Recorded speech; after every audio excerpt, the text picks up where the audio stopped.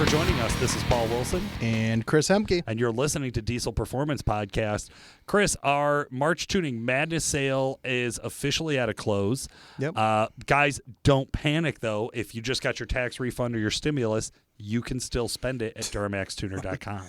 We have a tax sale. That's right. Going on for the month of April. Paul, what's that look like? Okay, $100 off, switch on the fly tuning. I don't care if you're getting it with EFI Live or EasyLink. We're going to get you taken care of. Very cool. Very cool. And then as of right now, it's while supplies last. There's definitely been some questionable scenarios going on with some of the hardware, just having good inventory. Yep. Very, very, very busy throughout the month of March. So, if you guys have any questions in regards to tuning on your truck, feel free, call over Calibrated Power, 815-568-7920.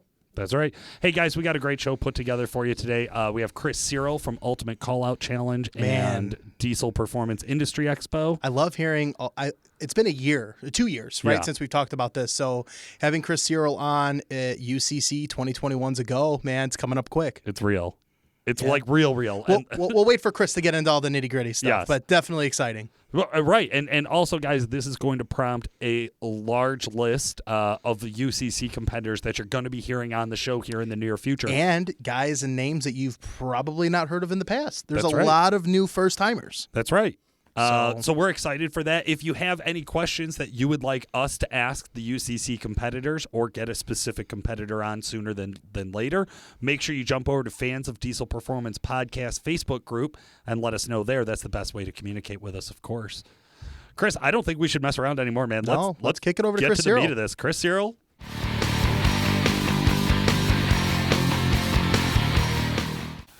Chris Searle from Diesel Performance Industry Expo and Ultimate Callout Challenge. How the hell are you? I'm doing well. How are you guys doing? Man, we're living the dream. We're living the dream, Chris. Literally, we get to work at a diesel performance shop and do a podcast on company time. I don't know if it gets much better than this. No. You have been planning Ultimate Callout Challenge and the DPI Expo for technically 2 years now, coming up for 2021. How are you doing, man? We're getting close. Doing good. Always gets crazy this close to the event. We're less than 60 days out, and holy cow, just a lot of little spinning plates that I got to keep spinning up till then. So just curiosity gets the best of me, Chris. We've had the UCC go on for many years now, 4 years, right? I think so. And then we all know what happened in 2020 with COVID. The event didn't happen. What changes have taken place? Because technically it's like you have 2 years of preparation, or you're making up the difference of what 2020 was. So what is different in preparing for UCC coming into 2021 that's different than prior years? Well, I think really there's not a ton of change. We've added some new stuff. I think the hardest challenge that we faced with this is basically the same thing that a lot of people faced with COVID, is what was going to be open, who could be there, and when would we know what we could do. So there was so much waiting to kind of see what was going to happen. It really, even though we had it planned, there was just this huge pause where we couldn't move forward because there was so much uncertainty. Then once we got that under our belts and knew what were happening, we were able to move full steam ahead. Okay.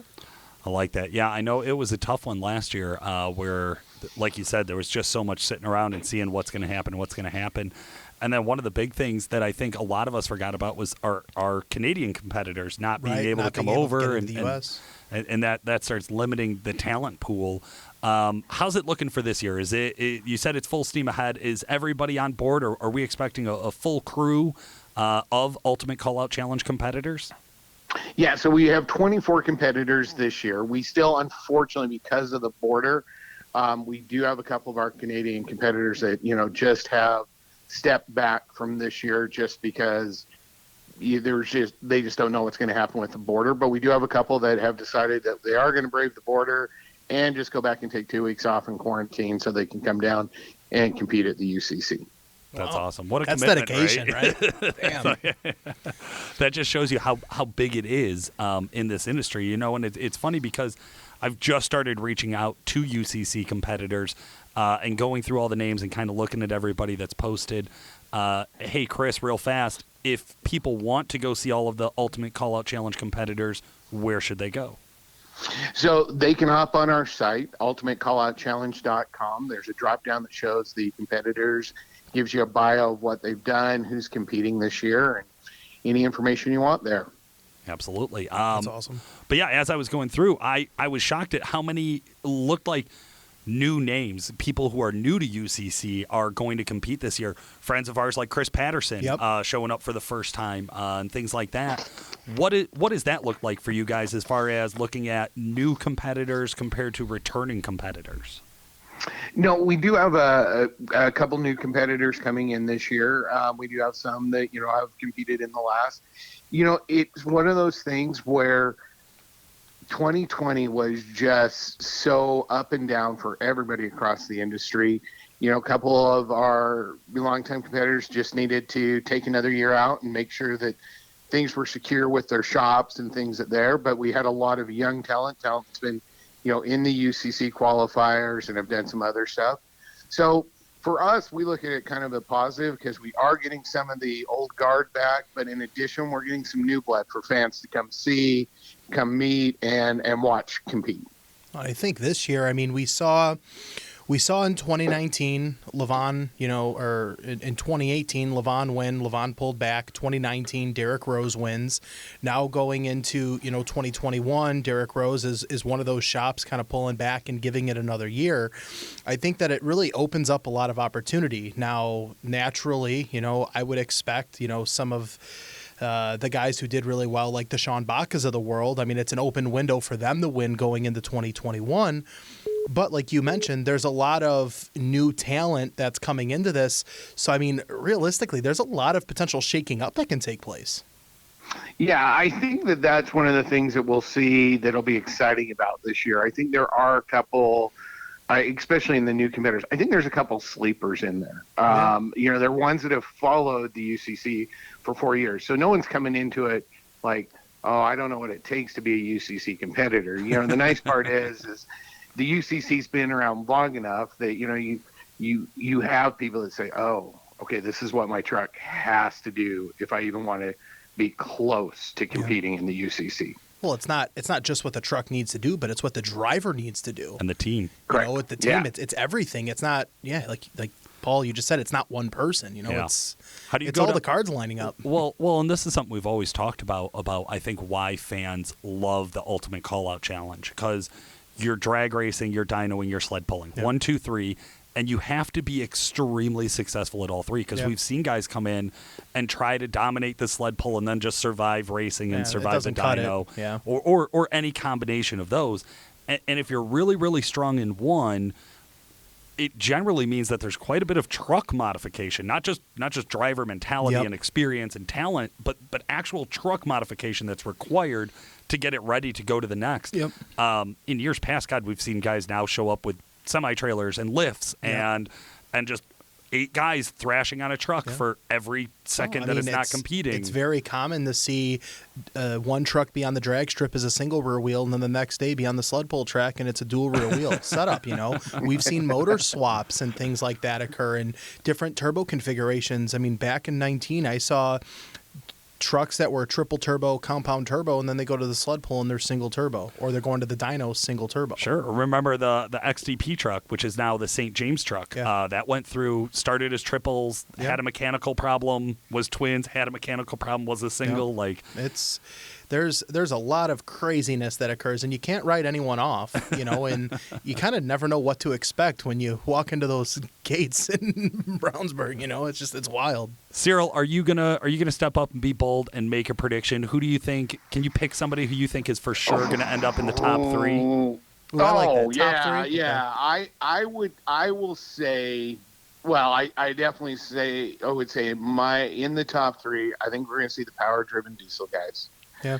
I think we're going to see Tony Burkhart and Dirty Hooker.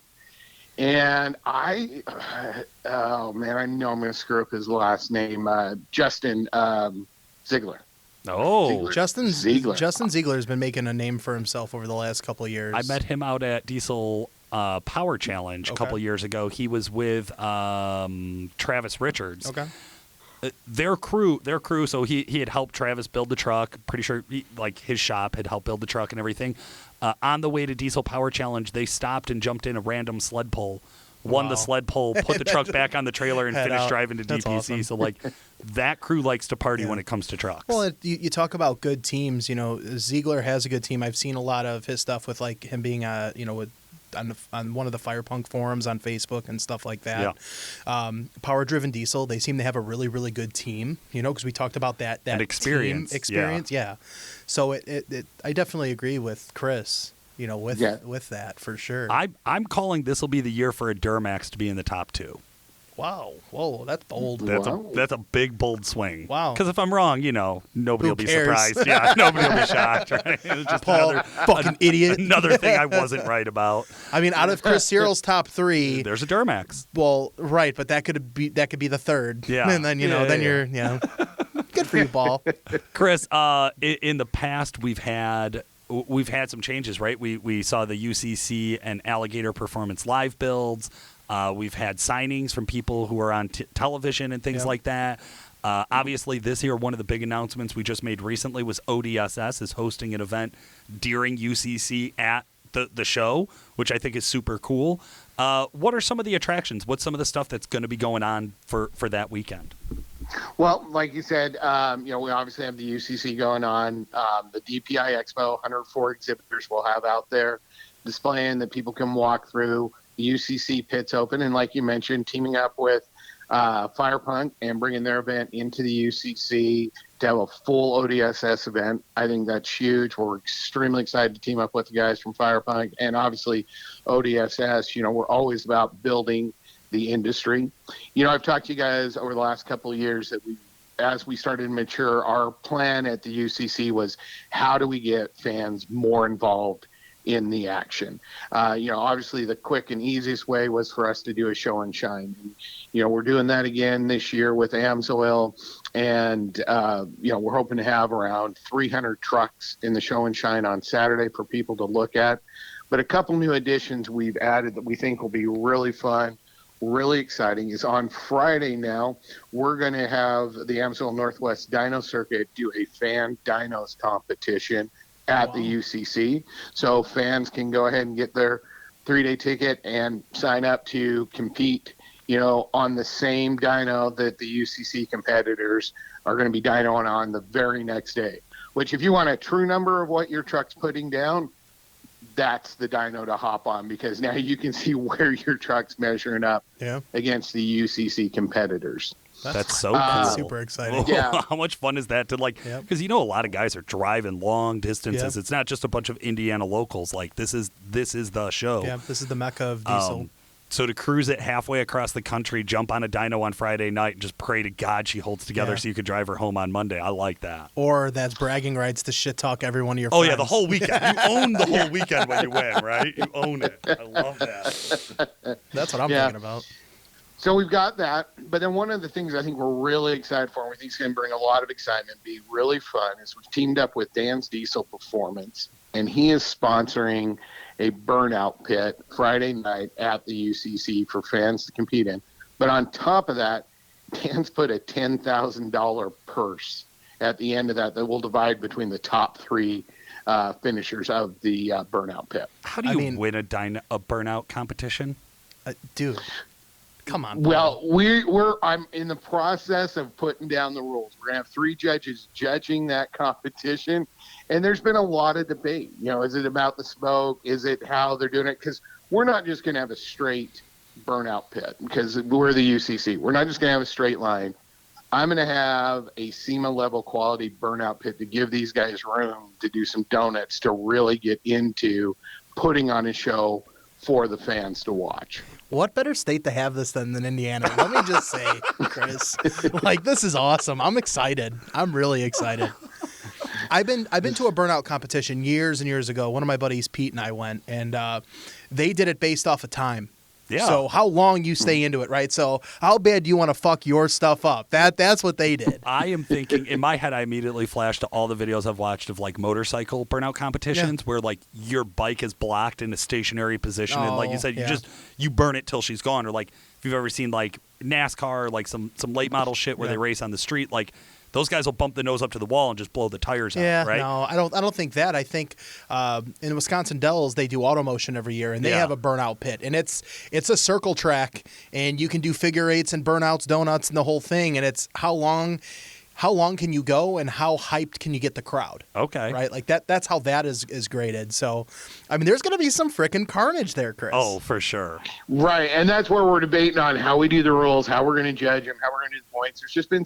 Because like you said, it's just open interpretation, you know, so we're trying to, and, you know, like you said, we went back and forth, like, do we just go the longest time? It's like, well, God, if we do that, you know, what if one guy's just sitting on it for 10 minutes and you're like, dude, it's done. Like, no one cares about you, you know, so, but like, is it how much smoke they do? What kind of technique, you know, how much carnage is involved, you know, if there is carnage, or if they hold it together, was the performance, you know, was the fans' hype?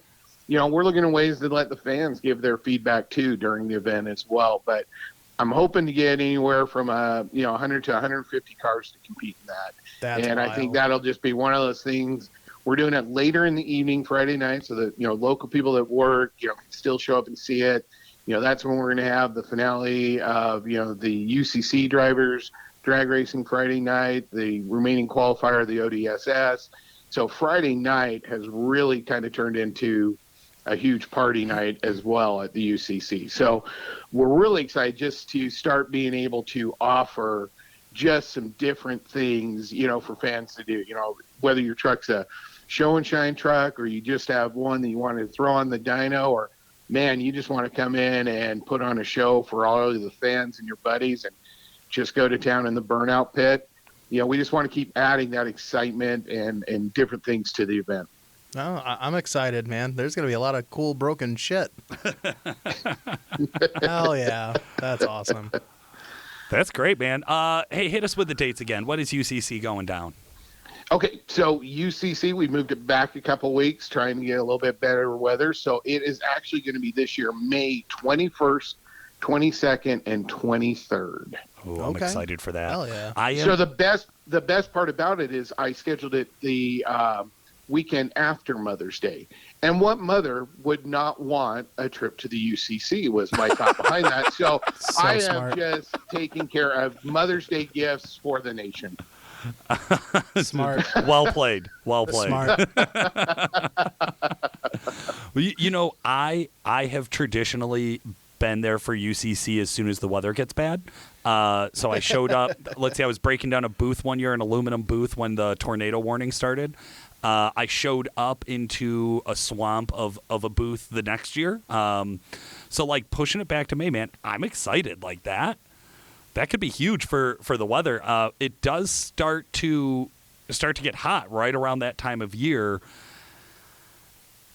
It's going to be interesting to see how some of the trucks respond to that, because some of these trucks already run into some issues with, like, when they're getting out there and they're getting into those hot days. Yeah. It'll be fun to see if quarter mile times or horsepower peak changes at all. Has anything to do with it? And I kind of wonder about that. Chris, in the past, we've talked about guys shooting for 2,000 horsepower on the dyno. Mm-hmm. Then it happened at crushed. There's like 5-6 guys who hit over 2,000 horsepower on the dyno.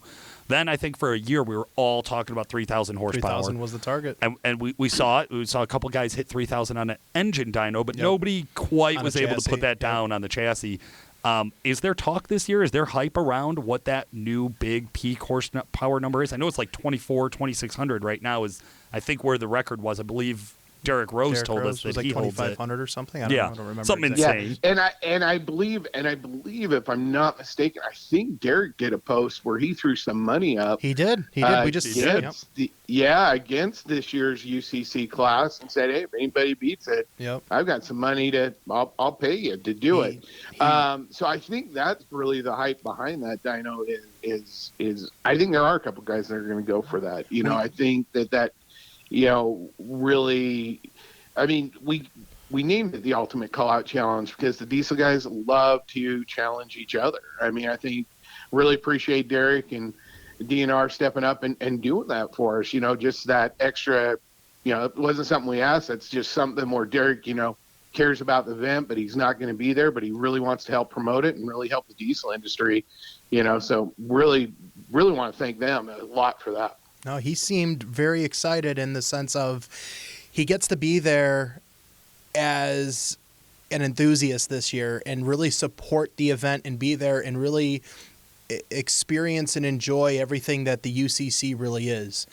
There's a lot of guys that go to this event year in, year out, like Paul and I, for example. You don't really get to be the person that gets to enjoy vendor row and gets to enjoy all the competition, because we work that weekend. We're all working, supporting the bigger cause. So listening to Derek talk about how he gets to, get liquored up and enjoy just the day-to-day and in the show, and he's like, I'm going to be there talking shit, and if people want assistance, I'll help them, but no one's going to beat my number. I mean, he flat out said it. So it's really interesting. So he had a crazy torque number, high horsepower number, and it's a combined number. You know, you could be the guy to make 3,000 horsepower, but only make 3,000 foot-pounds of torque or 2,500 foot-pounds of torque, and then you could get the next guy that makes 2,500 horsepower but make 4,000 foot-pounds of torque. That guy wins. Yeah. Like, that guy wins. So, it's the combination of the number, and Derek's very, very confident. He stressed that he knows how to drive a truck on the dyno, and he left it there. So Truth. True. I totally agree with you. I've always said for years, I said, well, this will be my 5th year at the UCC, and I've never seen a UCC. And you guys have seen that. You guys know that. You guys have dealt with the UCC. Yeah. For a little fat guy, I'm moved. 1 week out of the year, you're all over. You and James. I mean, just everyone that has something to do with UCC is all over. Yeah. Well, I joked last year that everybody, made this big deal about, Tony on the, and Dirty Hooker and the explosion. I said, whoa, did no one see me actually running in a sprint from the starting line of the drag strip? Like, that was the sight to see. There's no video footage of me running, but I did sprint. So, jeez, that's awesome. That's too funny. Well, that's a topic in itself. So we've seen some safety concerns come up throughout competition, and not just UCC, just all of diesel competition. God, remember a few years back, we saw somebody lose their turbine through the exhaust at a sled pull and almost took out a lady's head. And then, mentioned in Levon a couple years ago, having his kid at not the starting line, but in the pits or whatever. Yeah. There was some stuff there. Yeah. So, I mean, there's been some more. What does safety look like this year? Well, one thing I have to say about the fans, the competitors, and everybody that shows up to the UCC, they're extremely respectful of our quote-unquote red zones, the areas they just can't get into, close to the dyno, down by the starting line, in the circle track, different things like that. We rope off areas, obviously, in the stands next to the dyno where people can't sit, just in case there is something major like that. So we have been, obviously, we've been extremely lucky. We've had a lot of things happen at the UCC, but no major injuries. And I think a lot of that is because the fans that come to the UCC don't want to have a good time, but they're very respectful of what we're trying to pull off. They're very respectful, of the competitors and understand that these competitors are pushing the trucks to a limit that they really shouldn't be going to, but we're going to do it, and then we're going to try to take it to the next step after that. We did obviously after last year, we mandate full fire suits and helmets in all 3 competitions, to make sure people are safe, no one's on the dyno. In fact, this year, we're even pulling Cody off the dyno. He'll be communicating to the drivers through a race headset, once again, just adding to the safety. A lot of people, when they come, there's a lot of little things that we do that people don't see. But if you come to the UCC, you'll always see our toter home parked right in front of the dyno. And it's like, we don't do that because we're too lazy to move it somewhere else. We actually that's there for a shrapnel wall. No one stands in front of it. No one can be by the dyno. But we put it there that if something happens, it's going to hit our toter home, just to help protect the fans and stuff like that. And, Lucas has always been great for us. We have two, if anything does happen, we have 2 ambulances on site, a fire crew. I think we have 2 or 3 roaming medics that continually go through, the expo and different areas like that, in addition to the security that we have there as well. Sure. Absolutely. Yeah, I know you guys are always improving every aspect of the show, and that's one of the reasons that we love going year after year after year. We are nailing down our plans for exactly how we're going to handle it and what our coverage is going to look like this year, but I know we're excited for this elevated level of competition, and just like you said, all of the events going on in the shows. Chris, is there anybody you want to give a shout-out to? Me, Chris, or other Chris? You, Chris. Yeah. Oh, okay. Well, I didn't know. There's 2 of us. I don't care. I don't care if I'm. He doesn't. A shout out to people. I don't ask him any questions. He doesn't anymore. respect he me, Chris. You're good. In no particular order. I want to thank all the guys here at, the UCC that helped me set this up. My staff that comes out. I definitely want to thank the UCC competitors, the sacrifice they make with their family, their shop. To get out there to compete. Definitely want to thank all our vendors that are willing to come out, set up these amazing booths, have product there for people to look at, to wander through and ask questions and really get to know the industry. Definitely wanted to thank ODSS, the Fire Punk team, for teaming up with us this year, just adding that extra spice, that action, that something constantly going on at the UCC. And then I really got to thank, Amsoil, they're our official sponsor this year. And they do a lot to help us out. The dyno, the show and shine, they've really came up and backed us, and we really appreciate that. And then last but definitely not least, every single diesel enthusiast out there.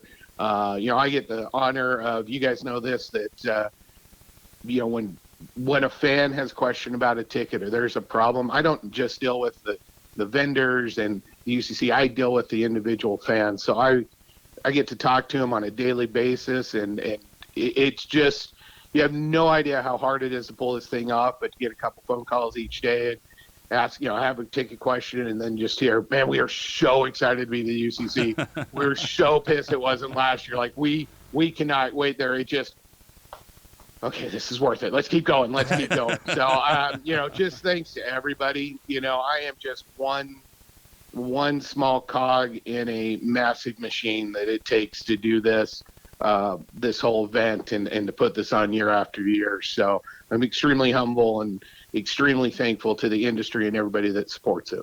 That's awesome. Well, Chris, we are excited. I know all of our fans are excited. Hey, guys, if you still need to go buy tickets, get over to ultimatecalloutchallenge.com and get yourself a 3-day pass. You're going to want to be there for all of it. Yeah. Chris, Searle, thank you so much for joining us. Guys, like always, I appreciate you having me on. Absolutely. Appreciate it. Listeners, stick around. Coming up next, we got our super tech, Jeremy Garnett, hitting you with another awesome pro tip from the shop. And then, of course, we'll be wrapping up our troubleshooting segment right here at the end of the show.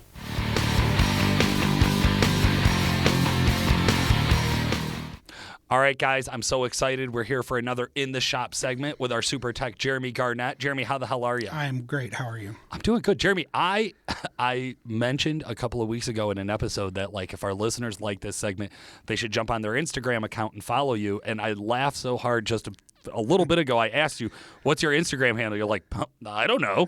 It is J Garnett with 2 T's at the end, J Garnett 00. Guys, jump on. Jeremy actually posts a ton of work stuff, a ton of shots of trucks that he's actually working on. So if you want to see a little bit more of that kind of behind the scenes, real life as a diesel tech, he definitely has that content for you. Jeremy, but we are here today to talk about another cool shop job that you are working on. Hit me with it, man. What's the truck? We are going to go back to an LOY. Oh, I love it. Yeah, just like we've been doing the past couple weeks. So listeners, you may or may not know, I have a love-hate relationship with the LOY. I think they're great trucks when they're built properly and all the factory problems are fixed. But they do have a list of factory problems. So what did you deal with on this one? So this truck here, I don't know the problems the customer's having. So I get the sales order. It says check fuel problem. Fuel, make sure it has fuel rail, desired, actual. Check the fuel problems on the truck. Okay. All Not right. not a lot to go on. No symptoms Well, or anything. exactly. You Yeah. didn't really give a system. Just check the fuel problem on the truck. I'm like, all right. Grab the old scan tool. Let's go out to the truck. Start looking at data, and I'm like, okay, fuel pressure's okay. But once I start looking at it, I look at everything. I look at vane position on the turbo. I look at mass airflow. Well, in this particular case, it's like mass airflow, 499,999. I'm like maxed out 5 volts. I'm like, well, we have a problem.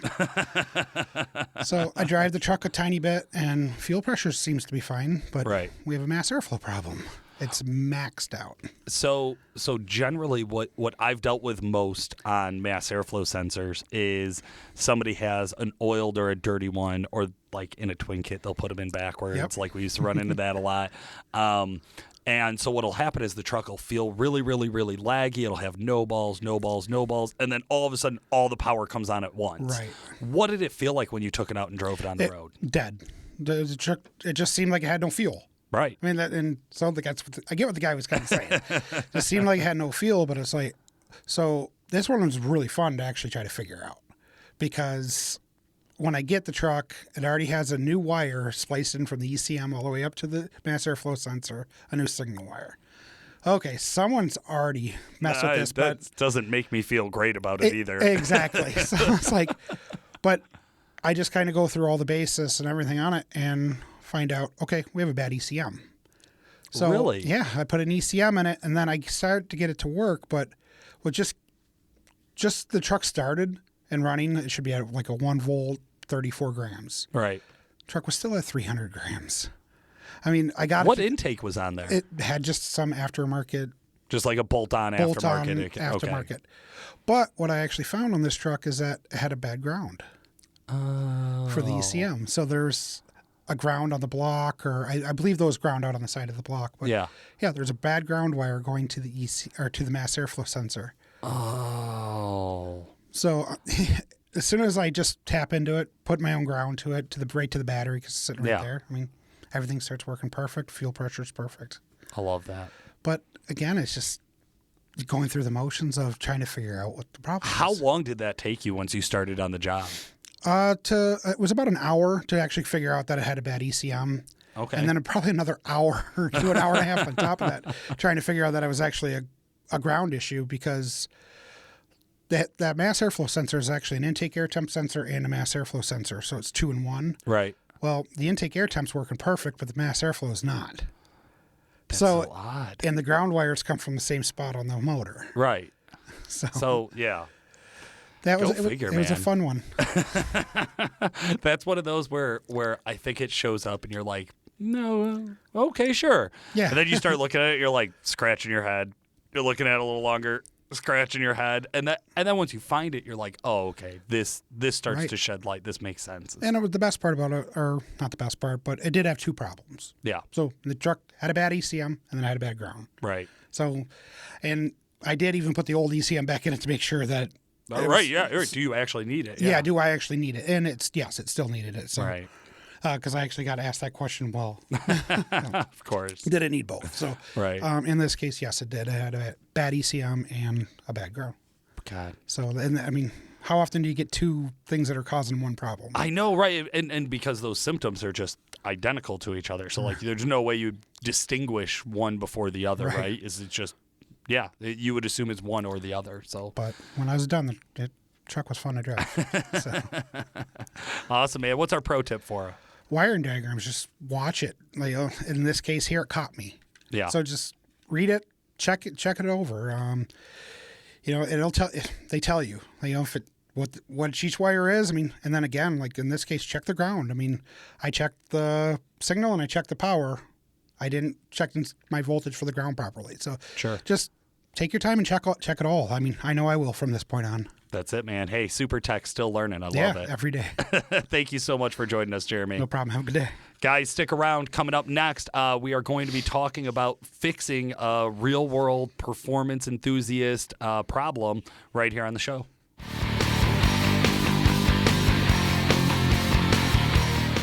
Sean Lynn, our customer service expert. How the hell are you? Good. How are you, Paul? I'm doing great, man. Sean, we've had some really good discussions here lately over some different topics that you and the team at Duramax Tuner deal with on a kind of a regular basis here for customer service. And a lot of this stuff just has to do with like just really good troubleshooting practices. So I want to dive into today's topic with a little bit of preface. So we deal specifically in a lot of custom tuning, obviously at Duramax Tuner, and a lot of that custom tuning includes transmission tuning. Most often, we're talking about the Allison 6-speed. Would you say that's right? Pretty much all the time, yeah. Now the Allison 5-speed, that's your 01 to 5 Allisons. We do offer a 6-speed conversion kit. You would then apply a lot of this conversation to that category as well. But the standard stock Allison 5-speed doesn't have all of the same tuning options in it. So you're probably going to have a slightly subset or smaller version of these kind of issues that we're going to discuss today. So start us off. What does a customer normally call in and tell you about their complaint when we're talking about transmission tuning? Yeah, absolutely. And the most common question we get is, hey, I just installed the tuning on my truck here, and I'm experiencing these weird shifts, and it wasn't doing that before. And this is all part of the relearn process. This will happen for typically the first tank of fuel or so while it's learning everything. Common on all modern trucks. There you go. Yeah. So it does apply to the newer Cummins. It does apply to a little bit on the Power Stroke. I don't really get that feedback on guys running EasyLink Power Stroke TCM tuning. Is that something you guys have experienced? Usually it's Duramax guys calling in or Cummins guys calling in, and depending on how you drive it will depend on how long it takes to learn. There you go. Now that's a good input. And I think what a lot of people forget is what is transmission learning. So the very simple way I used to kind of give an analogy for it is if my mom was driving the truck, she would drive at a certain driving habit that's very timid and would never go full throttle and would be very conservative with it. If I were to jump into the truck right after her and start going full throttle, and the truck's never gone full throttle before, it's not going to have the right shift patterns locked down, because what it's doing is the transmission control module, the TCM or PCM in the case of a Cummins, it's actually looking to improve the shifts based on what happened the first time. So the more you drive it and the more shift patterns you show it or different driving styles you show it, the better it's going to get. It will also tend to kind of lean towards your driving habits. So again, if you drive it smooth a lot or drive it really easy, it's going to drive real smooth when you're driving easy. But if you drive it hard more often, well, it'll get better and better as you drive it hard, especially like I know I used to always want to go out and go through each one of the tunes, start at 25% throttle, run it all the way through the gears. Then go up to 50% throttle, run it through all the gears. Then I go wide open throttle, probably 2 or 3 passes. I don't want to beat on it too much. And then I want to bump it up, so maybe I might hit like 1, 3, and 5 if I have 5 tunes on my switch. Yeah, I'd say that's a pretty good way of going about it, depending on how you drive. If you do all highway driving, it might take longer for this learning process to complete, but we generally recommend people to drive shorter distances so you can go through the gears at least momentarily and then wait a little bit before you get really heavy into the throttle, just so the transmission has a chance to learn, because they all go through a learn process. We do end up feeling kind of, when those hard shifts hit, that your immediate fear is everything has gone wrong. Yeah, I mean, that's people call in all the time panicking, like, hey, my transmission is shifting rough, like, what's going on here? And no problem, sir, this is very common. Every single truck does this, even cars. Yeah, that's a good point, is that this is very common. There's nothing for you to worry about. It's going to be totally normal. And again, I think you're right. I think that about a tank of fuel or so is enough for most people to kind of work all of that learning process out. Any other tidbits you want to give or tips you want to give to customers dealing with transmission tuning? Yeah, actually, I have something pretty important offhand. Every once in a while, we'll have an LML guy call in, and he'll say, hey, I just installed the transmission tune on my truck, and now it won't shift out of drive or anything like that. When this happens, the solution is to either try the other transmission tune we have available to you, or if you key off for 30 seconds at least after flashing the tune in, generally that solves the problem. Like EasyLink specifically has a A50 file or a T14 file. So if you flash one of them in and the truck won't move and the Prindle doesn't show up properly, then you can pretty much try the other transmission tune and then always key off for at least 30 seconds so the controller resets. That's a great piece of actual enthusiast user advice. Thank you very much, Sean. I really appreciate that. No problem, Paul. All right, guys. Hey, Chris and I are going to be back here in just a second to go ahead and wrap up the show for you. XDP coolant filtration systems help increase the longevity of your cooling system by filtering out contaminants before reaching vital engine components. The coolant filtration system is designed to catch any debris floating in your cooling system before it gets caught in important components like your EGR cooler. The system is designed with easy-to-install pre-assembled silicone hoses and specially made mounting brackets so you can bolt this kit on with basic hand tools. Each kit includes a Billet CNC machine aluminum filter base that is anodized with a black finish for superior underhood aesthetics. The included ball valves allow for minimal coolant loss during filter replacements, as well as a shutoff to bypass the system if needed. To find out more about XDP's line of coolant filtration systems, check out xdp.com or find a local dealer near you. Worley Custom Fabrication is known for their world-class powder coating, S300, S400, traction bars, and all sorts of other just really, really cool parts for your Duramax, Cummins, and I think even a few Power Stroke parts here and there. Today, we're going to be talking about the 2020 GMC 2500 and 3500 Fender Flare Billet Marker Light Delete Kit. These brand new L5Ps have the marker lights, and a lot of guys don't like them. Just flat out, just a lot of guys are not into that look. What they would prefer to have is a color-matched billet piece right there to delete that light kit and have it just look a little bit cleaner on the truck, a little bit less flashy. So it's kind of a really cool understated exterior piece. And I think it's one of those that it's pretty easy to scan over, but once you see it, you're like, oh, I get it and I love it. So these will help you clean up the look of your 2020 GMC Sierra or Denali HD truck by replacing the amber Fender Flare marker lights with these CAD designed, CNC machined, billet aluminum marker light delete plates from WC Fab.